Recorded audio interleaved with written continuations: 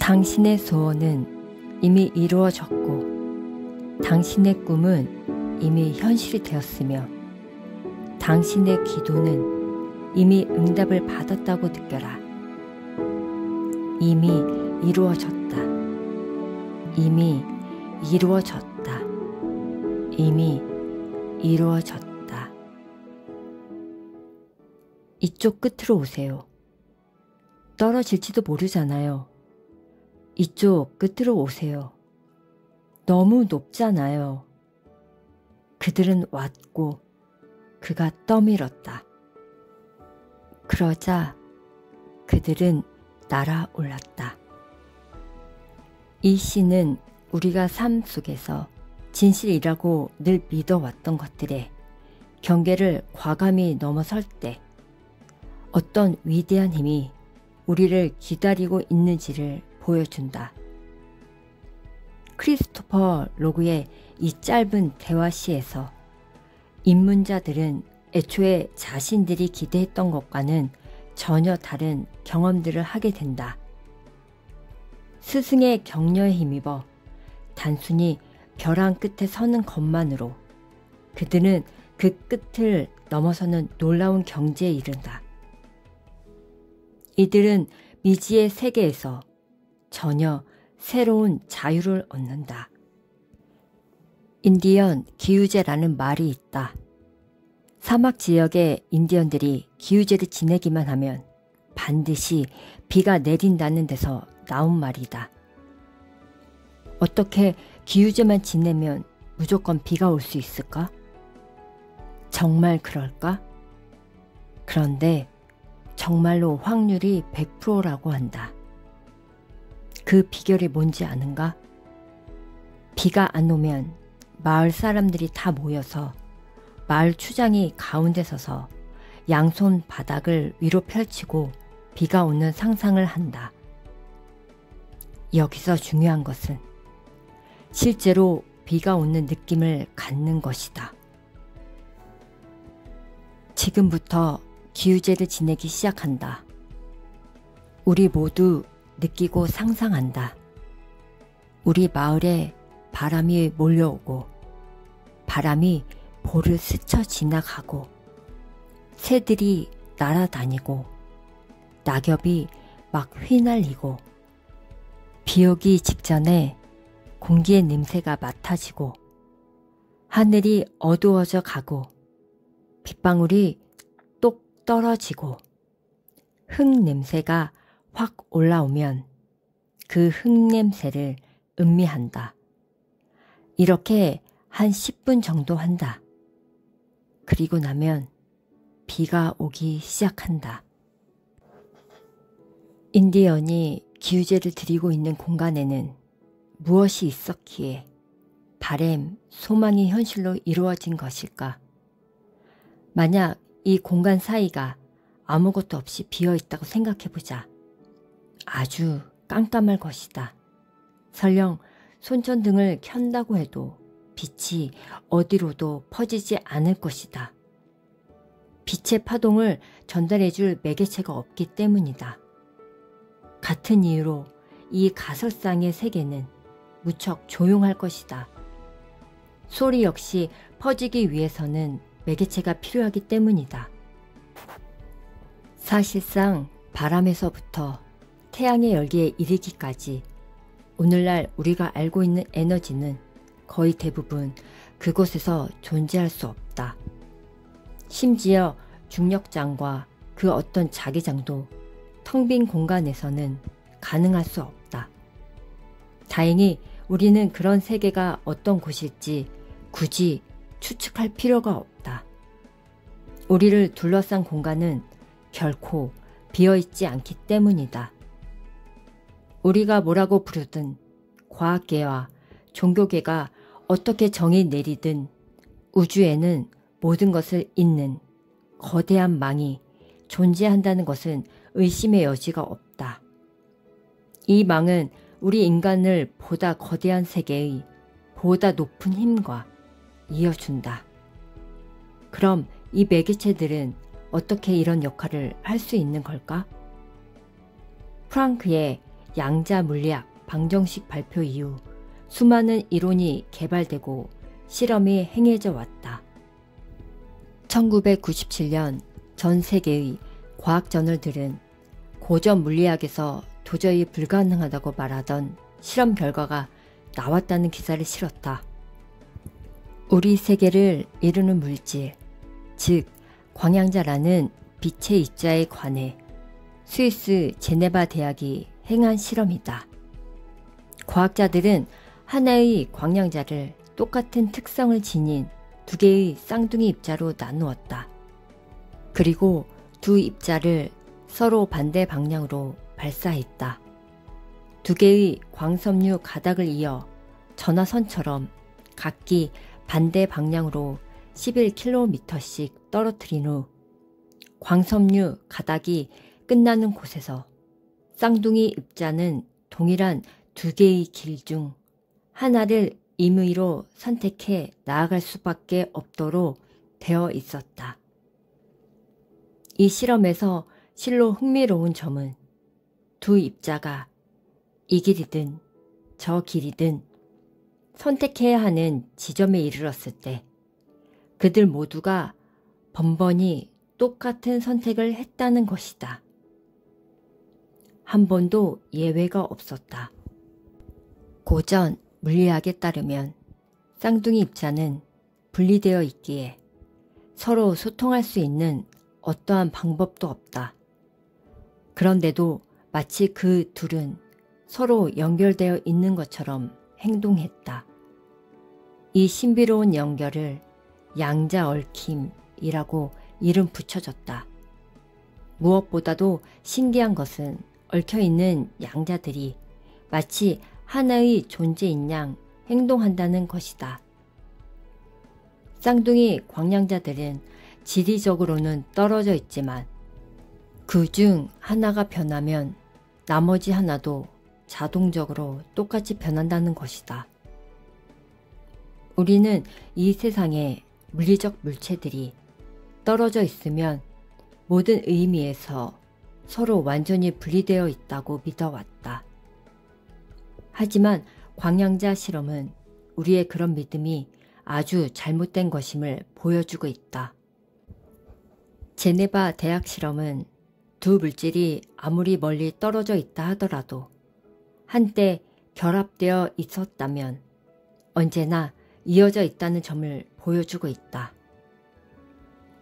1951년 천문학자 프레드 호일이 불가해안 폭발에 붙인 이름 빅뱅은 오늘날까지 통용되고 있다. 빅뱅이 일어나기 바로 몇 분의 몇 초 전까지만 해도 우주의 전체 크기는 오늘날과 비교할 수 없을 정도로 작았다. 크기는 작다 못해 자그마한 공 크기로 압축되어 있었다. 빅뱅의 폭발력이 허공으로 퍼져나갈 때 우리가 상상할 수 있는 것보다 더 많은 열기와 빛이 함께 번졌다. 또한 특정 에너지 패턴에 따라 폭발함으로써 지금과 같은 우주의 설계도를 이미 오롯이 품고 있었다. 이 에너지 그물망 혹은 거미망은 우리의 인간 세계를 포함한 우주 만물의 양자적 실제로서 우주 구석구석 퍼져서 연결되어 있다. 이는 우리 삶을 디바인 매트릭스와 이어주는 에너지다. 이는 또한 우리의 감정과 생각으로 창조해낸 것을 우리 눈에 세계라는 모습으로 비추어주는 다차원 거울인 것이다. 우리는 우주 만물이 정말 연결되어 있다고 어떻게 확신할 수 있을까? 그 이유는 이러하다. 빅뱅과 제네바 대학 실험으로 돌아가 보자. 서로 아무 관련 없어 보이는가? 미묘한 공통점이 있다.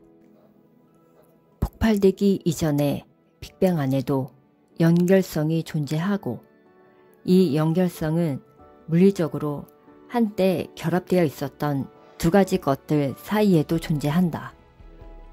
제네바 대학 실험의 경우 원래 하나였던 광량자를 모든 면에서 똑같은 두 개의 쌍둥이 입자로 나누었다.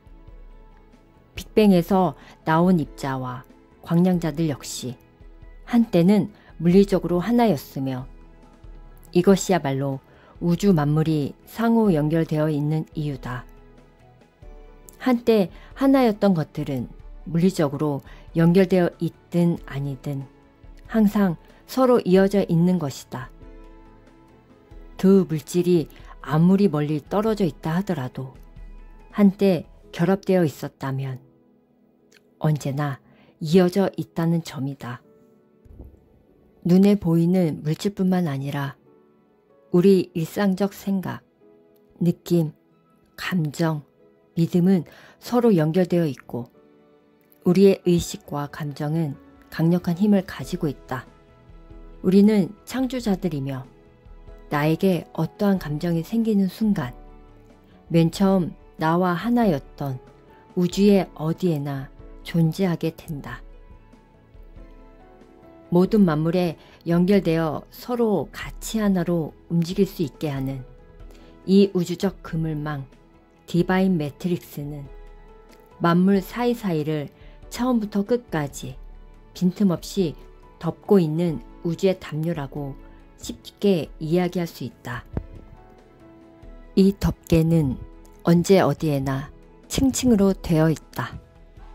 우리의 몸과 삶은 물론이고 세상 만물이 이 담요의 섬유들로 덮인 채 존재하고 생겨난다.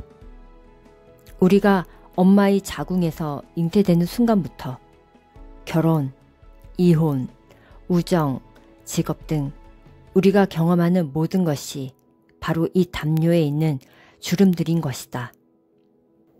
양자적 관점에서 보면 원자에서부터 플립, 인간 신체, 지구, 우주 저 너머에 이르기까지 모든 것이 이 부드러운 시공간 담요의 섬유 안에서 일어나는 일종의 소동이라고 생각할 수 있다. 디바인 매트릭스는 우주 만물이 시작되고 순수 에너지가 존재하는 곳이다. 우주에 존재하는 모든 것을 담고 있는 그릇이다. 우리의 내면과 외부의 세계를 잇는 다리이다.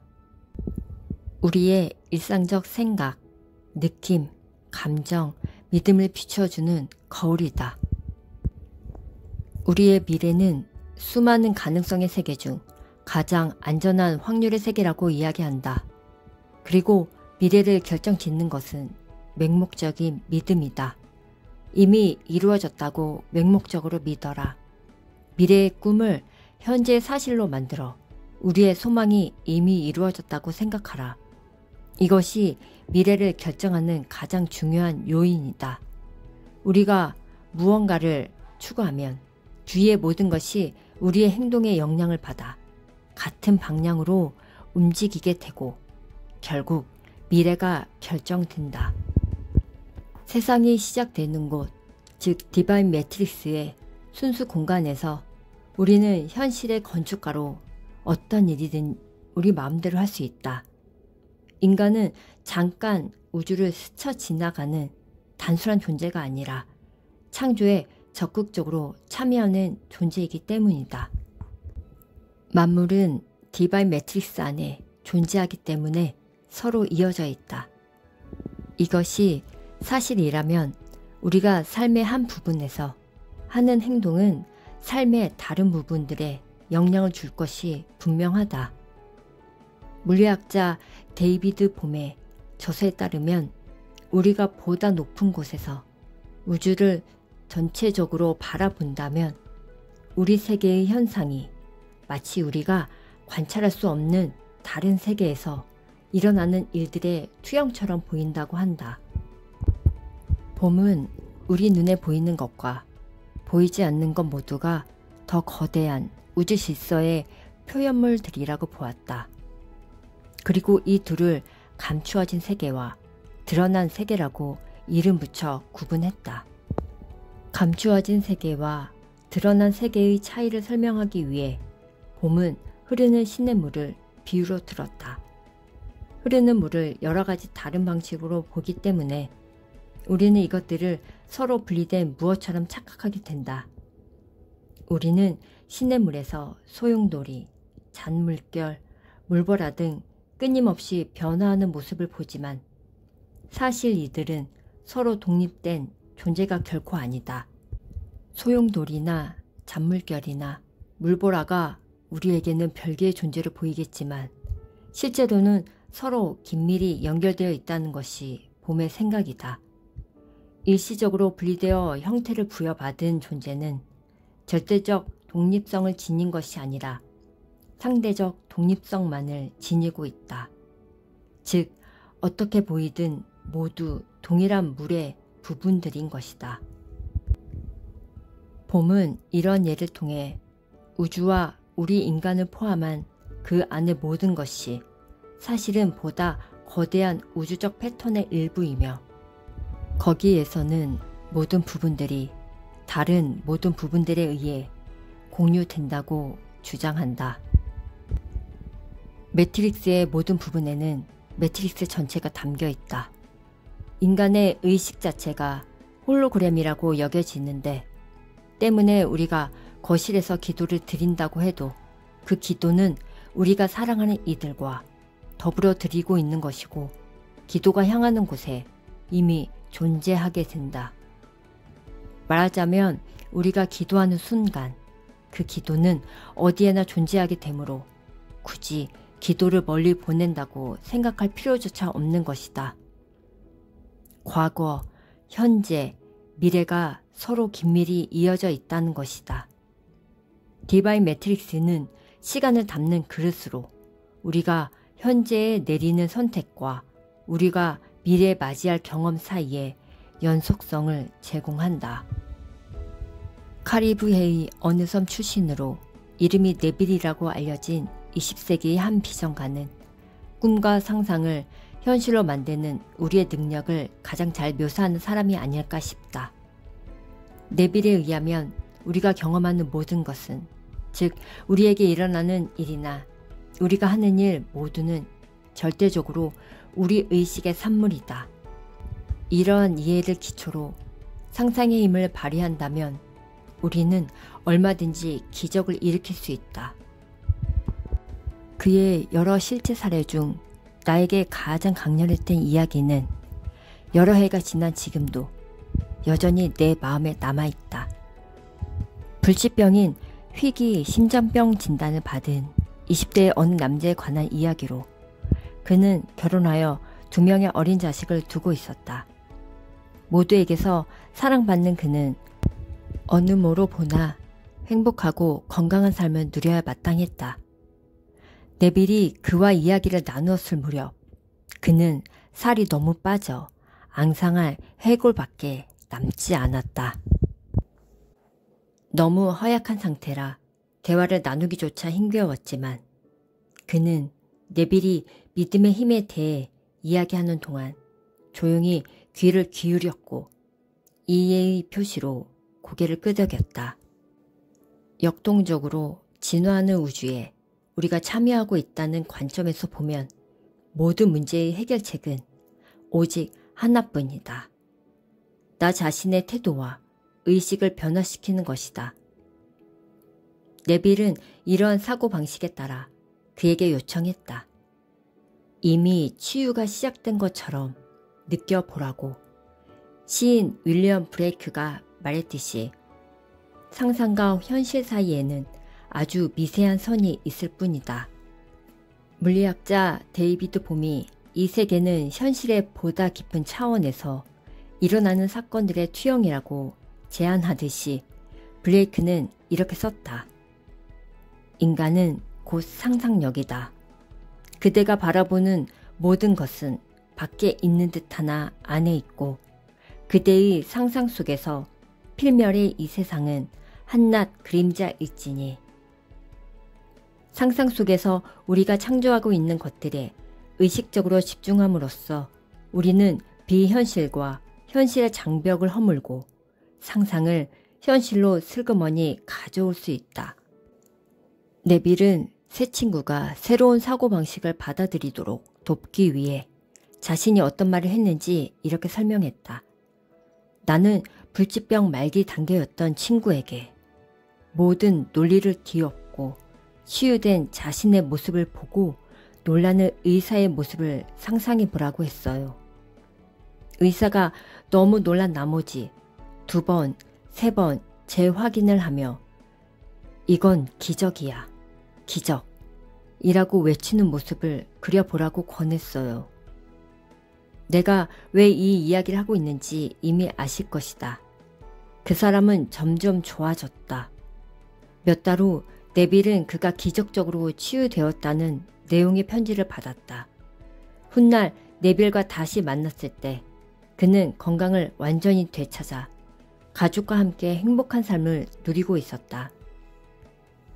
그 사람이 밝힌 비결은 네빌과 만난 후 단순히 회복되기를 빌기보다는 이미 치유되어 건강하다, 가정하에 살았다는 데에 있다. 바로 여기에 우리의 마음속 깊은 꿈을 일상의 현실로 만드는 비결이 있다. 소원은 이미 이루어졌고 꿈은 이미 현실이 되었으며 기도는 이미 응답을 받았다고 느끼는 것이다. 이렇게 함으로써 우리는 휠러가 참여하는 우주라고 말한 것에 적극적으로 동참할 수 있는 것이다. 우주 만물이 지역에 관계없이 홀로그램적으로 연결되어 있는 우주에서 살아간다. 이 원리의 미묘한 힘은 20세기 물리학에서 최고의 발견으로 손꼽힐 만한데도 제대로 이해받지 못한 채 간과되어 왔다. 나는 일부러 쉬운 단어를 골라 경험의 신비에 대한 유익한 정보를 제공하고자 한다. 우리 모두는 이 경험의 신비를 공유하고 있으나 그 커다란 가르침을 대부분 인식조차 하지 못하고 있다. 모든 것이 언제나 모든 것에 있다는 관점에서 우리 삶을 바라보면 그것이 시사하는 바가 너무 방대하여 대다수 사람들은 이해하기 어려운 것이 사실이다. 우리가 언제 어디에서나 삶의 기쁨과 비극을 늘 함께하면서 서로 지지하고 나누고 함께 참여하면서 살아갈 수 있다고 믿을 수 있는 근거는 바로 이렇게 우리 모두가 하나로 이어져 있기 때문이다. 그렇다면 어떻게 해야 그 힘을 이용할 수 있을까? 그 비결은 여기와 거기, 현재와 과거가 따로 있는 게 아니라는 사실을 이해하는 데서부터 시작된다. 우주 만물이 서로 연결되어 있다는 홀로그램적 관점에서 본다면 여기는 이미 거기이며 과거는 늘 현재에 있어 왔다. 고대의 영적 전통에서 우리가 하루하루 매 순간 삶을 부정하거나 긍정하는 선택을 내린다고 본다. 매분 매초 삶을 풍요롭게 하거나 고갈시키는 선택을 함으로써 우리 자신을 살찌우거나 말리고 있는 것이다. 우리는 충만한 삶을 선사할 깊은 호흡을 할 수 있고 메마른 삶을 선사할 얕은 호흡을 할 수도 있다. 다른 이에 대해 생각하고 말할 때 존중하는 태도를 보일 수도 있고 모욕하는 태도를 보일 수도 있다. 얼핏 사소해 보이는 각 선택을 내릴 때마다 우리는 초공간적이고 홀로그램적인 의식의 힘을 통해 삶의 시공을 뛰어넘는 영향을 끼친다. 우리들 각자의 선택들이 모여 우리의 집단적인 현실이 되는 것이다. 이러한 이해를 통해 우리는 다음과 같은 점을 알 수 있다. 우리의 선한 소망과 생각과 기도가 이미 목적지에 도착해 있는 이유. 우리는 우리의 몸이나 물리, 법칙에 제한받지 않는다는 것. 사랑하는 이가 전쟁터에 있든 회의실에 있든 그 어디든 우리 스스로 집을 떠나지 않고도 얼마든지 그에게 도움을 줄 수 있다는 것. 우리 모두가 즉각적인 치유의 힘을 지니고 있다는 것. 눈을 감고도 시간과 공간 너머를 보는 것이 가능하다는 것. 모두가 짐작은 하지만 아무도 입 밖에 내지는 않는 커다란 비밀처럼 디바인 매트릭스는 우리 모두를 상상도 할 수 없을 만큼 긴밀하게 잇고 있다. 하지만 이것이 도대체 무슨 의미가 있는 것일까? 상상이 살고 있는 곳이자 현실이 태어나는 곳인 순수 양자 공간을 우리 모두가 공유하고 있어 우리가 세상 모든 사람과 사물에 깊이 얽혀 있다는 것은 과연 어떤 의미를 지닌 것일까? 우리가 자신의 삶과 세상사를 멍하니 지켜보는 단순한 방관자가 아니라는 말이 정말이라면 우리는 도대체 무엇을 얼마나 할 수 있는 것일까? 앞의 실험들은 실험실의 그 어떤 기계도 창조할 수 없는 힘이 우리 안에 있다는 사실을 보여준다. 이는 물리적 법칙에 한정되지 않는 힘이다. 적어도 오늘날까지 알려진 물리 법칙으로는 이를 설명할 길이 없다. 또한 이러한 연결이 존재한다는 것을 알기 위해 반드시 실험실 장비가 필요한 것도 아니다. 누군가에게 전화를 걸려고 하는데 마침 그 사람에게서 전화가 오거나 그 사람이 나한테 전화를 걸고 있는 중이어서 통화 중일 때가 몇 번이나 있었는가. 번화가나 쇼핑몰이나 공항에서 친구들과 즐거운 시간을 보내다가 문득 이곳에서 혹은 이들과 함께 정확히 지금과 같은 행동을 예전에 한 적이 있다는 기묘한 느낌이 든 적은 또 몇 번이나 있었는가. 이런 사례는 재미난 이야기거리가 되지만 그렇다고 해서 단순히 우연의 일치인 것만은 아니다. 이런 일이 왜 일어나는지 과학적으로 증명할 수는 없어도 이런 일이 일어난다는 것은 누구나 알고 있다. 이러한 연결과 데자뷰는 우리가 물리 법칙이 부과한 한계를 초월한 존재들임을 보여준다. 이처럼 간단한 예만 보아도 우리가 알고 있는 것보다 더 많은 무엇인가가 우주와 우리 사이에 있음을 알 수 있다. 이는 또한 우리의 역할이 세계를 단순히 관찰하기만 하는 것은 아님을 일깨워준다. 초월적 통찰력을 통해 의도적으로 이러한 것을 경험할 수 있는데 이는 우연히 생기기보다는 간절히 원할 때 일어난다. 몇몇 특출한 사람을 제외하고는 우리가 물리 법칙보다 더 빨리 소통하거나 시간 여행을 하거나 동시에 두 곳에 존재할 수 없는 것은 당연하다. 그것은 우리 스스로 그럴 수 없다고 우주에서 우리가 맡은 역할은 관찰자라고 확고히 믿고 있기 때문이다. 우리는 창조자들이다. 아니 그 이상으로 우리는 서로 연결된 창조자들이다. 우리 모두는 삶에 의미를 주는 끊임없는 변화의 디바인 매트릭스를 통해 참여하고 있는 것이다. 이제 문제는 우리가 수동적 관찰자인가 아닌가가 아니라 어떻게 하면 의도적으로 우주 만물을 변화시킬 수 있는가이다. 1854년 시애틀 추장은 워싱턴의 입법자들에게 북미의 자연 파괴는 현재 수준을 훨씬 넘어설 것이며 결국 미래 세대의 생존을 위협하게 될 것이라고 경고했다. 19세기 중반과 마찬가지로 오늘날에도 여전히 타당하기 이를 데 없는 깊은 지혜를 보여준 주장은 이렇게도 말했다. 사람은 생명의 망을 짜지 않았다. 그저 망 안의 한 가닥에 불과하다. 사람이 망에게 하는 모든 것은 곧 자기 자신에게 하는 것이다. 시애틀 추장이 말한 생명의 망 안에서의 인간과 디바인 매트릭스와 연결된 인간이라는 두 개념은 서로 너무나 비슷하다.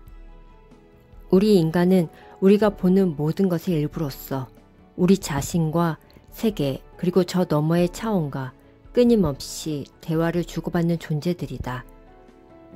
즉 양자 대화의 참가자들이다.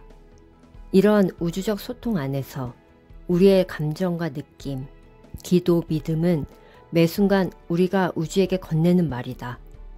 마찬가지로 우리의 몸의 활력에서부터 세계 평화에 이르기까지 모든 것은 우주가 우리에게 주는 응답이다.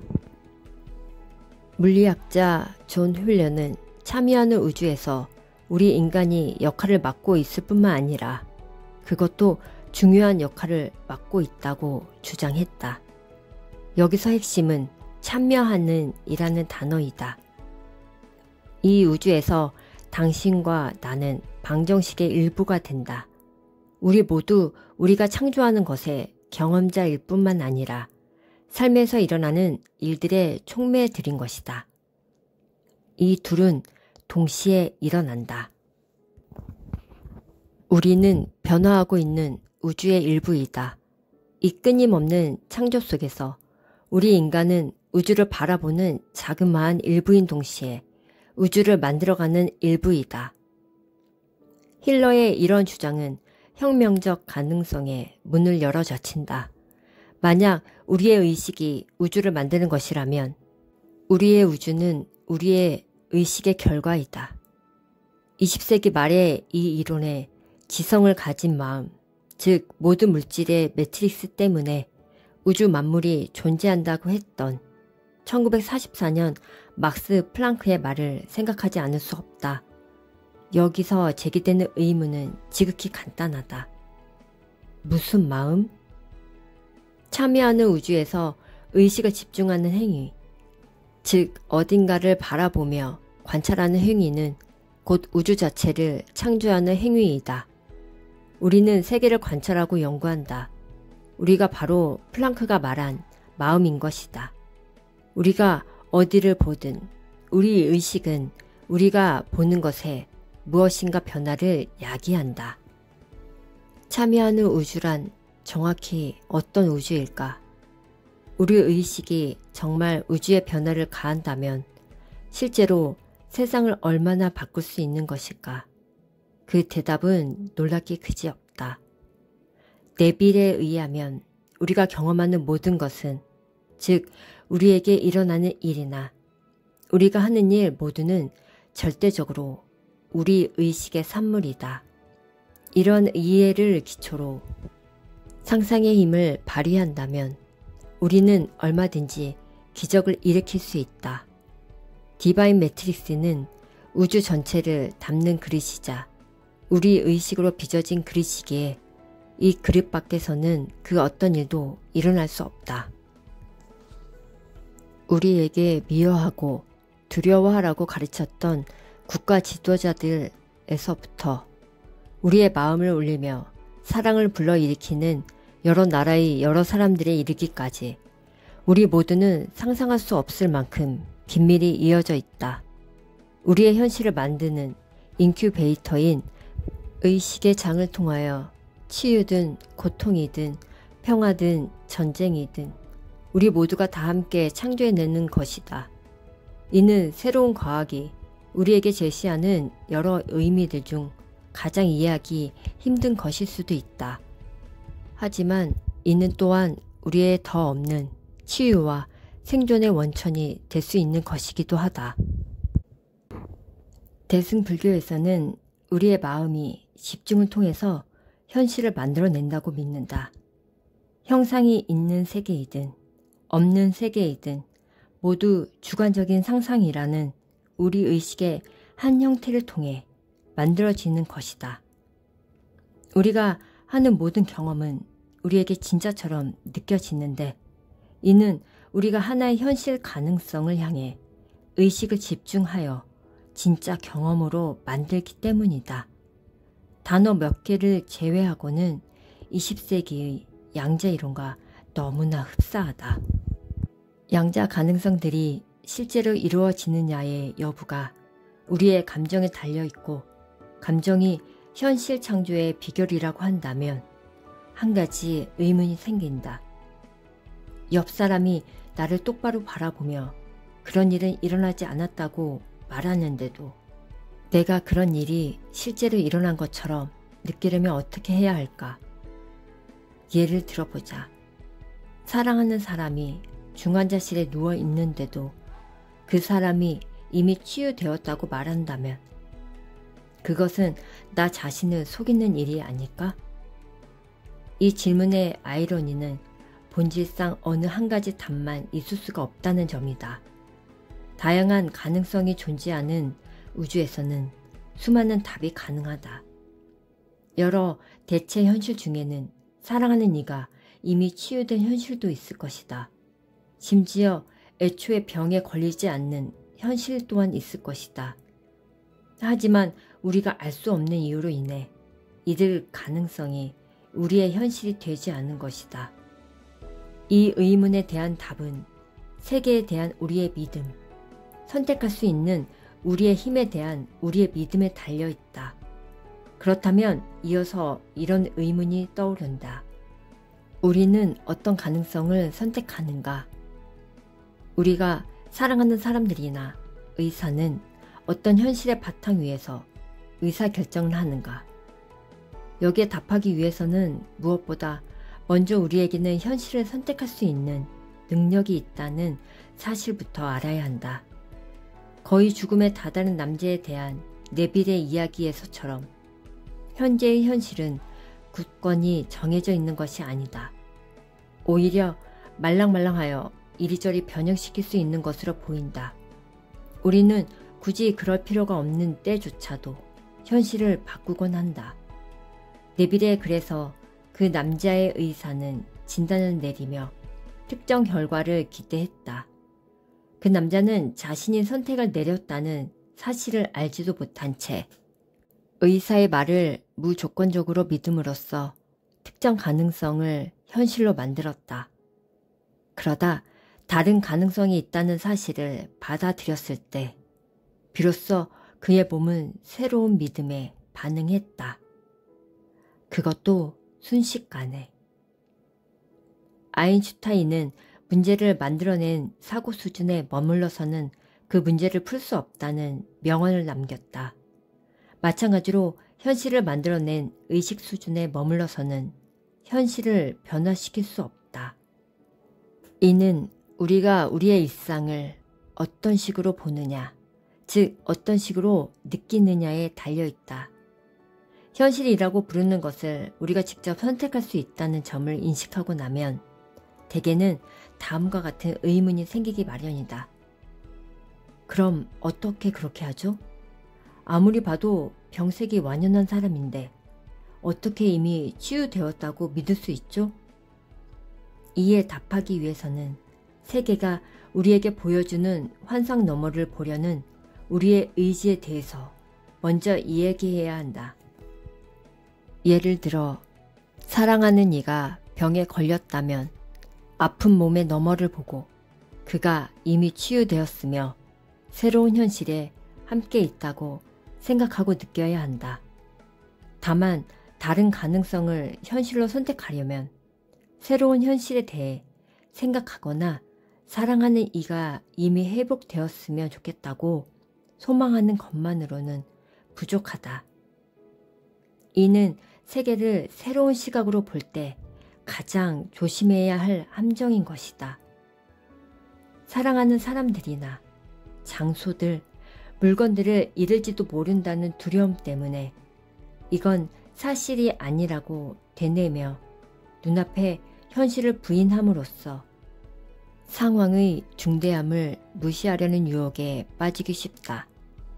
하지만 끔찍한 현실을 치유의 현실로 대체하려는 행동을 취하지 않는 한 현실을 받아들이지 못하는 것은 절망이나 실망만큼이나 무익할 뿐이다.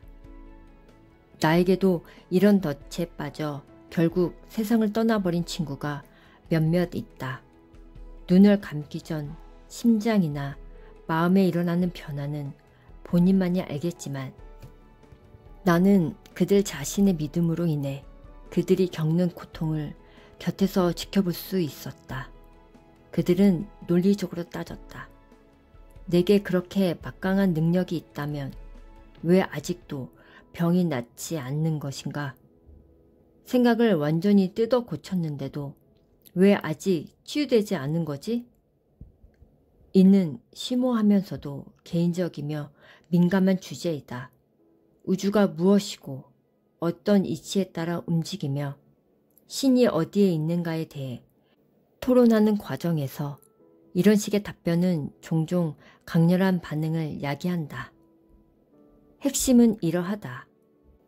새로운 가능성을 선택하는 것과 새로운 현실로서 결과물이 깨어날 수 있도록 생각과 믿음과 느낌을 철저히 따르는 것 사이에는 미묘한 차이가 있다. 양자 가능성을 선택하기 위해서는 그 존재 방식에 따라 살아야 한다. 네빌의 말대로 우리는 새로운 가능성에 우리 자신을 내맡겨서 더 이상 옛 상태가 아닌 새로운 상태에 살면서 그 상태를 사랑해야 하는 것이다. 이는 더없이 소중히 전승되어 온 고대 전통들의 가르침과 정확히 일치한다. 이러한 인간과 신성의 소통 기술을 우리는 종종 기도라고 부른다. 우리는 감정과 믿음의 언어로 디바인 매트릭스에게 말을 하고 디바인 매트릭스는 우리의 삶에서 일어나는 사건들을 통해 대답을 한다. 이 대화에서 우리의 깊은 믿음은 우리가 경험하는 모든 것의 청사진이 된다. 세계 평화에서부터 우리 몸의 치유에 이르기까지, 사랑과 연애에서부터 직업적 성취에 이르기까지 우리와 세계의 대화는 계속 이어지며 결코 끝나지 않는다. 따라서 우리가 그저 삶의 한 구석에서 수동적 구경꾼 역할을 하기란 불가능하다. 우리가 의식하는 한 의식의 속성상 우리는 창조하고 있는 것이다. 디바인 매트릭스와 우리의 대화는 때로 미묘하고 때로 그렇지 않기도 하다. 하지만 미묘함의 정도와 상관없이 이러한 대화가 반영된 우주에서 살아간다는 것은 기쁨, 고난 등의 인생사 하나하나가 우리의 깊고도 진실한 믿음이 디바인 매트릭스를 통해 그대로 비추어진 것임을 의미한다. 친밀한 인간관계 역시 마찬가지이다. 그것은 더없이 정직한 거울이지만 때로는 다른 사람들 안에서 자신을 본다는 사실을 받아들이기가 무척 힘들 수 있다. 하지만 그 거울을 잘 들여다보는 일은 치유를 위한 최고의 처방일 수 있다. 느닷없이 돌풍이 불어닥치더니 눈이 쓰라렸다. 나는 문제의 지역을 응시했다. 특이해 보이는 것은 전혀 없었다. 아무것도 안 보여요. 내가 말했다. 금방 느끼지 않았나? 그가 반박했다. 뭘요? 바람요? 그냥 바람이 아니야. 그가 단호하게 말을 이었다. 자네한테는 바람으로 여겨지겠지. 바람밖에 모르고 있으니. 이어지는 대화를 통해 인디언 주술사인 돈 후아는 제자인 카를로스 카스타네다에게 보이지 않는 세계의 미묘한 실제를 일깨워준다. 인류학자인 카스타네다는 자신의 책 익스틀란으로의 여행에서 고대 주술사의 비전을 기록으로 담던 중 과거와는 달리 자신의 지각이라는 필터를 더 이상 믿을 수 없다는 사실을 불현듯 깨닫는다. 세계는 보이는 차원과 보이지 않는 차원 모두에서 동시에 살아있다는 것을 깨우친 것이다. 예를 들어 카스타네다는 곁에 덤불이 휘청이고 차가운 공기가 뺨을 스치면 그것이 바람이라고 배웠다. 하지만 위에 의해서 카스타네다의 스승은 그가 바람만을 알고 있기에 바람처럼 느낀다는 것을 일깨워준다. 사실 그것은 그저 바람일 수도 있고 영적인 어떤 존재가 기척을 내려고 일부러 그의 몸을 스쳐 지나가는 것일 수도 있다. 카스타네다는 바람이 그저 바람으로 여겨지는 일이 다시는 없으리라는 점을 이내 깨닫는다. 우리는 우리의 인지 필터를 통해 사랑과 우정과 재산과 건강의 과거의 경험이 구축한 틀에 끼워 맞추려고 최선을 다한다. 이러한 틀이 먹히기는 하겠지만 과연 실제로 얼마나 우리에게 도움이 될까?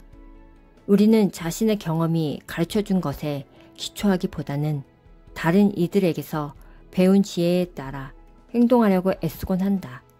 더 큰 풍요나 더 깊은 관계, 더 성공적인 직업을 가지고 누릴 수 있는데도 그렇지 못했던 과거의 비슷한 경험 때문에 기회가 눈앞에 있어도 애써 외면해 버리곤 한다.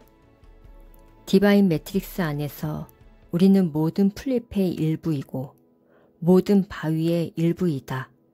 모든 빗방울의 일부이며 아침 일찍 산책할 때 우리 뺨을 스치는 시원한 바람의 일부이다.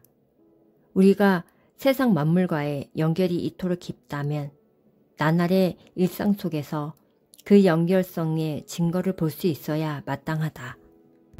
사실 우리는 이미 보고 있는지도 모른다.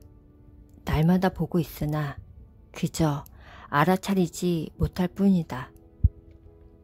주변 사람과 장소와 물건과 오래 함께할수록 더욱 편안하게 느껴진다는 사실은 누구나 알 것이다. 예를 들어 자기 집 거실로 들어갈 때가 다른 도시의 고급 호텔 거실에 들어갈 때보다 한결 마음이 편하기 마련이다. 가구며 카펫이며 모든 것이 최신 인테리어로 꾸며져 있어도 호텔방이 집처럼 느껴지지 않는다. 집에서의 편안한 느낌은 세계와 우리를 조화시키는 미묘한 에너지의 미세한 조율 때문에 생겨나는 것이다. 우리가 사는 세상의 모든 것은 다른 모든 것과 서로 연결되어 있다. 그래요. 하지만 그게 뭐가 그리 특별하다는 거죠? 서로 연결되어 있다는 게 뭐 대수라고요?